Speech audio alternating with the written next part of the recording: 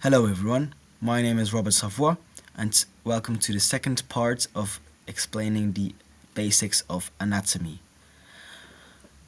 Today we will be discussing the anatomical planes. It's a small and easy to understand chapter, but I promise you the next video will be complex and difficult and longer, if that's what you're seeking, of course. Let's begin. The anatomical planes. What are they? They are hypothetical planes to describe the location of structures in the human body.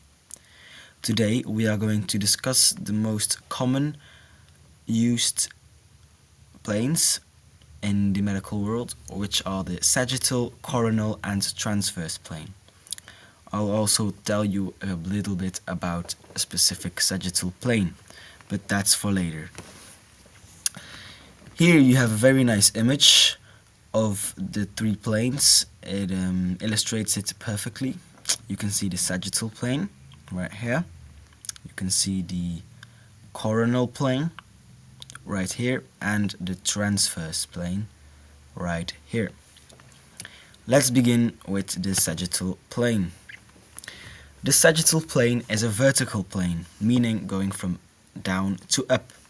It is longitudinal, which in the case of the human body means in the length or from the toes to the head.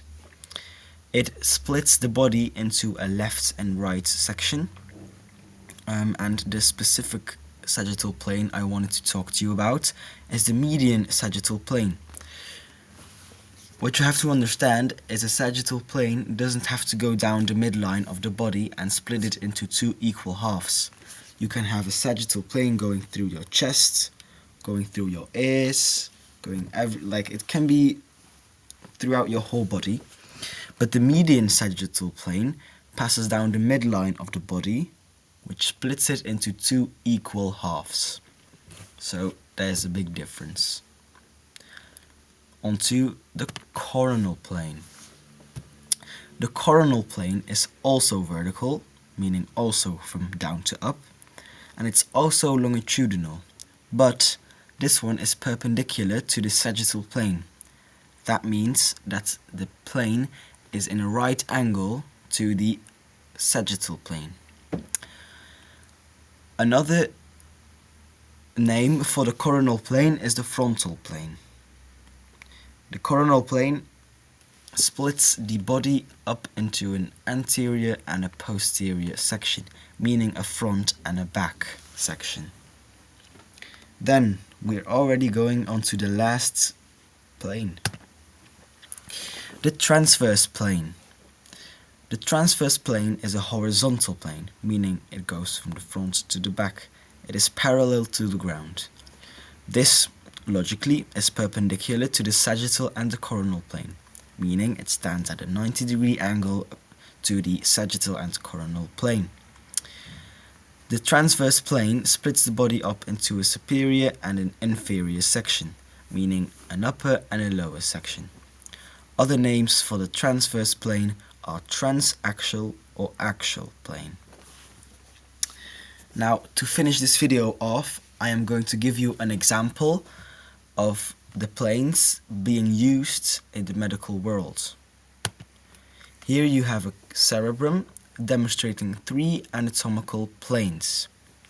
In the first image we see the sagittal plane, meaning it goes from the front to the back. You see it split down in half. You can see the pons, the corpus callosum, the eye socket, the nose, the whole bazinga. So that's very clear.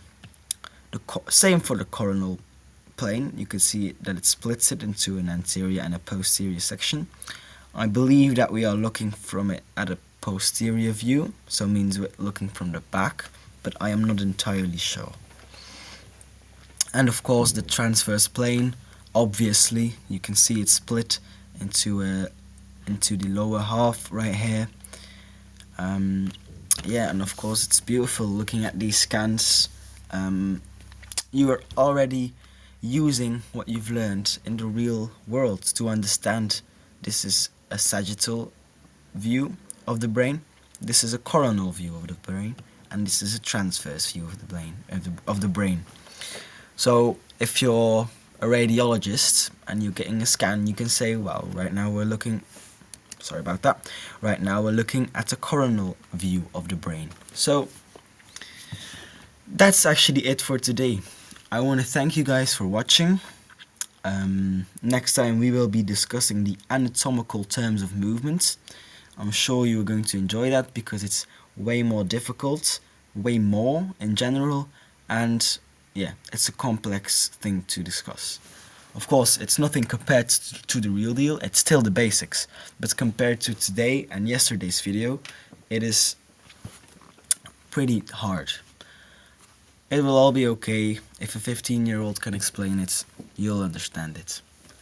Alright, thank you for watching, and on to the next one. Cheers.